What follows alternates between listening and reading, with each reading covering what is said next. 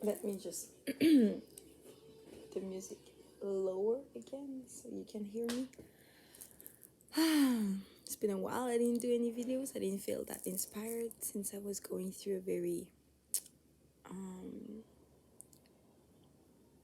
should I say, a season of consolidation, right? So, enjoying life, enjoying time, going with the flow, learning to integrate, you know, what we live in and putting it in. Right now, I've been, into intuitive eating and healing, our stomach, our gut, our body in general. So this would be for another video, obviously. It's crazy how we are avoidant or suspicious of other human beings, right? When actually, according to the Bible and according to the scriptures, we are all one. We're all an extension of the same roots, the same creator. And at the end of the day, thou shalt not hurt, or thou shalt not steal, and thou shalt not, hate. You should, when somebody strikes you, according, we just read about that. When somebody strikes you on one cheek, you show them the next cheek, right? And you forgive. You just keep forgetting, because this is the way to grow in your faith, grow in your spirit, and grow in your cleansing. And yet, we the thing we fear the most, yes, there's accidents, there's, diseases, viruses,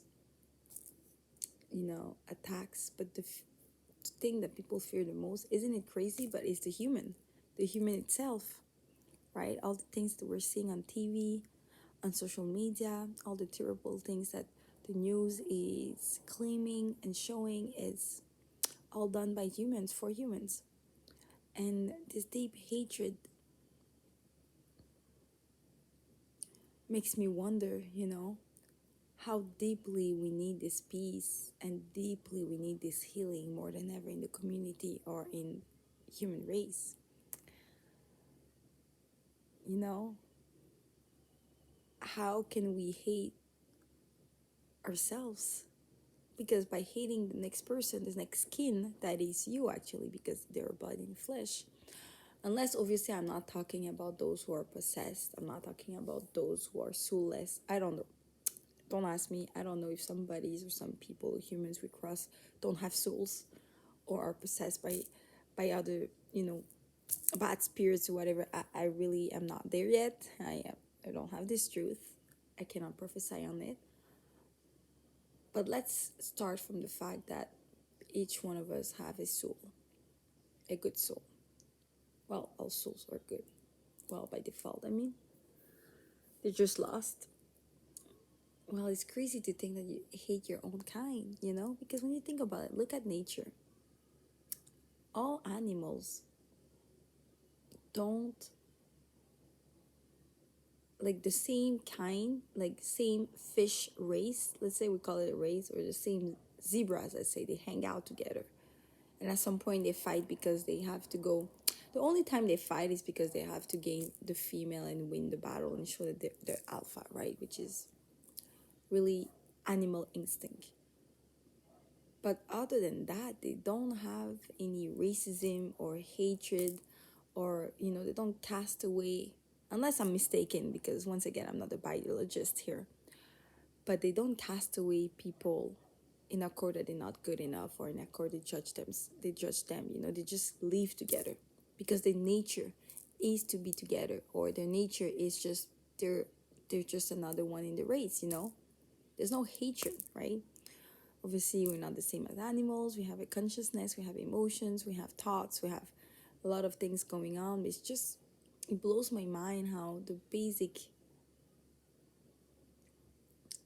rule of human living should to not hate each other, and not accept extensively. We'll not go into any political issues here, but just accept what is, love one another, Love is truly at the base of everything. And every time I steer away from my journey, faith, spiritual journey, whatever, every time I steer away and I go into back into this self doubt or this journey of, ego identity, I just realize that every time is the answer is with love, and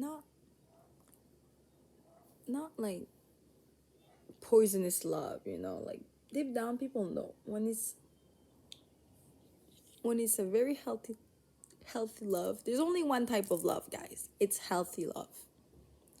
Okay? If your love is poisonous or your love relationship is effed up and is discouraging and it brings you all kinds of negative emotions and all kinds of doubt and everything, this is not love. Okay? When you're getting into more studying the word of God and getting more into your spiritual journey, you learn that divine love is simple, is forgiving, is everlasting. There's nothing more stronger than that. And one of the thing I was reading, the service I was just listening to was so great, and I noted about it is when you love someone deeply, you serve them.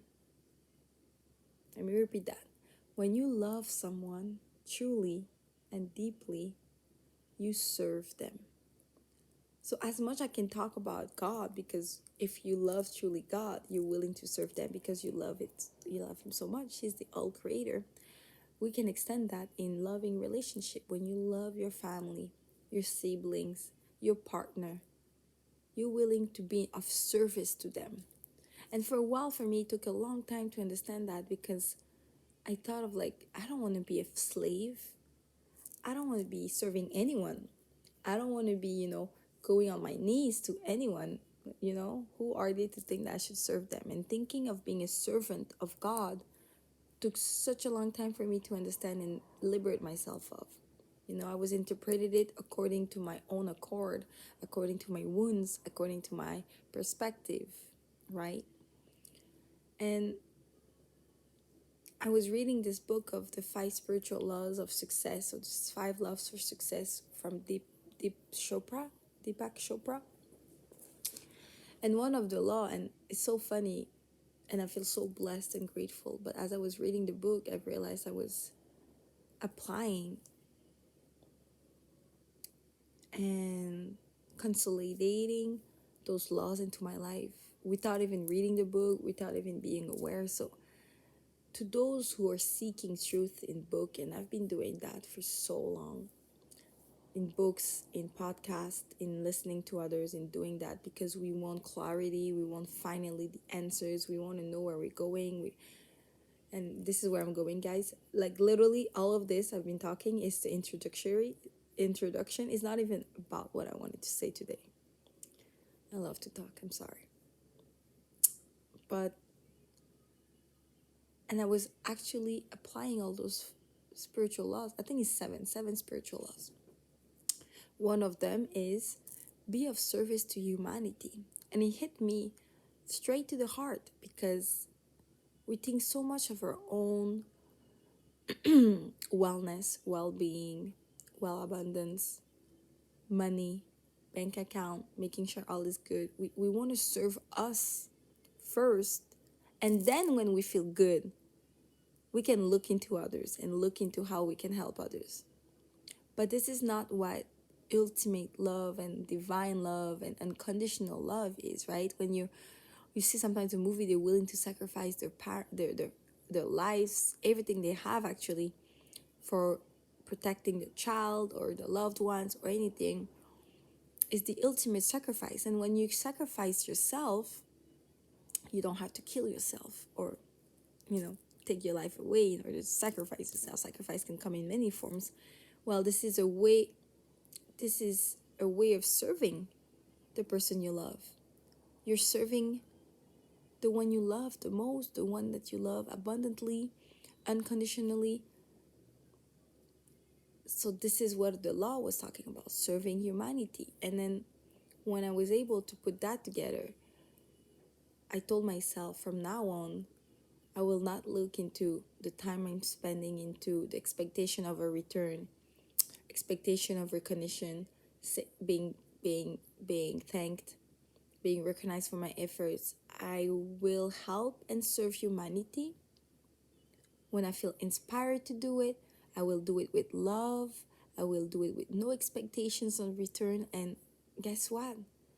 I just received 10 times fold in other things in my life because my energy is coming from a good place. The people receiving it in a good place. I'm receiving thanks, gratitude, recognition. I'm not asking. And I feel good and happy when I help and when I do it because I enjoy doing it. And I do it from a good place. And I know that by doing it, it could really help the person. And they feel seen. There's nothing more of a gift to make someone else feel seen, loved, appreciated. And it can be in tiny things, you know. Obviously, in my case, I love creating things. I'm really creative on design, online, or organizing. I can have extensive things that I love to do. So I can help them through that. But it can be small gifts of service of humanity, such as compliments, complimenting someone, recognizing their effort, seeing them, listening to them actively, worry for them. Be wary. Worry for them, but protect your bubble in the same time. That could be for another discussion. But listening to them, worry for them, check up on them, reach out for them. Because you want to give them love, you want to be of service to humanity. And when you say humanity, for so long I felt bad because I'm like, how can I reach more people? I should reach more people. Oh my gosh, I'm not good enough because I'm not reaching more people. I don't have enough, views, or I'm not reaching what I should be reaching. Like, should I do more? Am I doing enough? No. Humanity is humans. Is one human, two humans, anything. Because everything have repercussions and touches more people, so they pay it forward because they feel good and they feel seen, so they will maybe act differently this day, which in turns will impact somebody else. So it's like a ripple effects. So your one action or your one service to one human is actually going to serve humanity. Isn't it beautiful? And I know it's hard to actually see and feel that we're making a change or an impact or a change or an effect. And we're used to see results, right? So when people like, comments, follows you, or when they tell you, then you see like, oh wow, okay, I'm making a difference. But sometimes you won't have those proofs. You won't have those answers, those comebacks, those feedbacks. And it doesn't matter. Because if you're doing for the right reasons, out of love, divine unconditional love, it will land properly. The universe will hear it. The unseen world will hear it, will see it. And the impact is happening. We desire feedback. We desire proof, not from out of love. We desire it from our ego mind, right?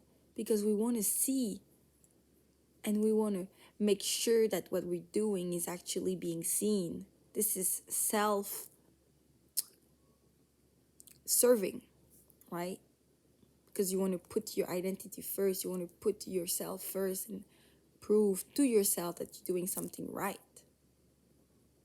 But when you sacrifice yourself, when you love someone fully, unconditionally, when you serve humanity, one doesn't need any proof. So I hope that lands well for you, because I made this message without actually, I was planning to make another message, so I'm probably going to do another video, but it ended up being about serving humanity. So whatever you love, guys, if you love to drive around and somebody needs a lift, if you love to cook and then you hear someone who is in need of cooking, cook for them. If somebody's birthday is, call them, message them. If somebody's going through a hardship and they shared it, reach out for them, especially if they're your friends, their close ones, their acquaintances. Kind words, kind services go a long way, and it's being paid forward. Anything that you can do that you love doing on top of it, And it's just, there's no price to serving humanity. It's just so beautiful and enriching and exciting, and it's energizing. So in turn, you feel energized to tackle your life and your daily life and your daily challenges, but also you attract more miracles in your life, more goodness, more abundance. So this is what we're talking about. We're talking about vicious circle. Now I'm talking about abundance circle, guys. It's just going up and up and up and doesn't stop, which is amazing. So on this note, I will leave you to it. Have a great day, my beautiful.